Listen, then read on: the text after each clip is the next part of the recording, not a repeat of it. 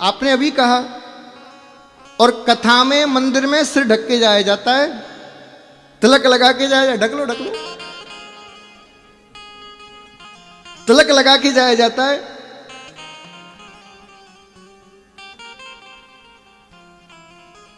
द्वापर में एक स्त्री के बाल खुले थे, कितना बड़ा महाभारत हो गया। कलयुग में एक ब्राह्मण का बाल खुला था, चाणक्य राज्य बदल दिया, अब तो घर घर में खुले हैं महाराज, इसीलिए रोज महाभारत हो रहा है, घर घर में खुले हैं। और माताओं से बाल बांधने की कह दो तो हम, महाराज जी तुम तो ऊंची पुरानी सोच के हो, हम कहे 10,000 दे के कटिंग कराइए, कैसे कैसे बांध लें। देखो अभी भी सर नहीं ढक रही, देखो कितना मैं कह रहा हूं तो भी नहीं ढक रही। अरे महाराज पार्टी में जाओ तो मेरे जाने कैसे हो जाओ, लेकिन जब कथा में आओ, किसी गुरु के पास जाओ, मंदिर में जाओ तो हाथ जोड़ के निवेदन कर रहा हूं, सिर ढक के जाया करो, सिर ढक के जाया करो। ये फैशन शो नहीं है जो तुम दिखाने आ रही हो मेरे बाल कैसे हैं, ये कथा है, ये सत्संग है, यहां पर मर्यादा से जाओ, सिर ढक के जाओ। और गलती तुम्हारी है, तुम अपने बच्चों को बहुओं को सिखाते नहीं कि कैसे कथाओं में जाना चाहिए, कैसे मंदिरों में जाना चाहिए। अच्छा एक गजब का फैशन चला है, कई माताओं को देखता हूं स्नान करके निकली और लटाओं से पानी झरक रहा है और हर हर महादेव, शंकर जी पे लोटे का पानी कम जा रहा है, जुल्फों का ज्यादा जा रहा है। बताओ सही बात है कि नहीं? अब इन बातों को कौन कहे, कौन बुरा बने, लेकिन हम तो पैदा ही बुरा बनने के लिए हुए हैं।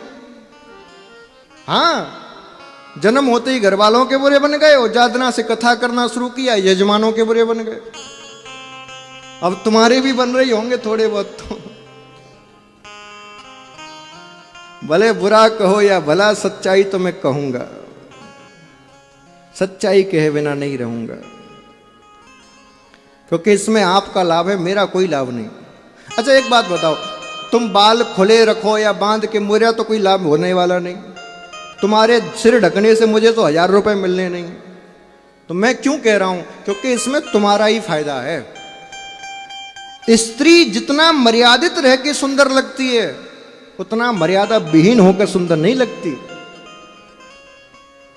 यदि स्त्री 16 श्रृंगार करके, अपने माथे पर पर्दा करके, सिर पे साड़ी रख के यदि वो चले, तो वो साक्षात देवी के रूप में लगती है।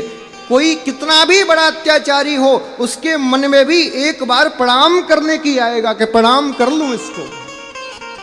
और तुम महाराज फिर उल्टे सीधे पहन के झें तक के, और फिर जाओगी, फिर दूसरों को दोष दो तो उनको कहा दोष है। आजादी का मतलब ये नहीं है कि कुछ भी मनमाना करो, आजादी का मतलब ये नहीं है कि जो मन में आए वही करो। आजादी का मतलब ये है अच्छे से रहो, लेकिन संस्कार में रहो, मर्यादा में रहो। तुम्हें कोई दबा नहीं रहा, तुम तो पूजनीय हो, देवी हो हमारी महाराज। सनातन धर्म में ही केवल देवी कहा जाता है, स्त्री को किसी में नहीं कहा जाता। तो देवी को देवी की तरह दिखना तो चाहिए। अब तुम सोचो, दुर्गा पूजन में देवी माता पूरा लगती हैं कि नहीं? अब देवी माता तुम्हारी तरह आए पहन के जीन्स टॉप, कैसी लगेंगी? करोगे पूजा उनकी? करोगे क्या? मुझे बताओ, करोगे पूजा? तुम कहते हो ना कि कपड़ों का कोई प्रभाव नहीं पड़ता, सोच में होना चाहिए। मैं कल जीन्स पहन के आऊं, तुम महाराज जी कहोगे? बोलो बोलो। मैं कल इन बालों को ऐसे करके पोम्पी स्टाइल में, और इतने हरे इतने पीरे, एक हाथ में सिगरेट लेके फिर आऊं, तो महाराज जी कह के चरण छुओगे मेरे? बोलो। क्यों? तुम तो बड़े ज्ञानी हो और नई जनरेशन के हो, तुम तो बुद्धि की मानते हो, कपड़ों का कोई फर्क ही नहीं है, फिर करो ना प्रणाम।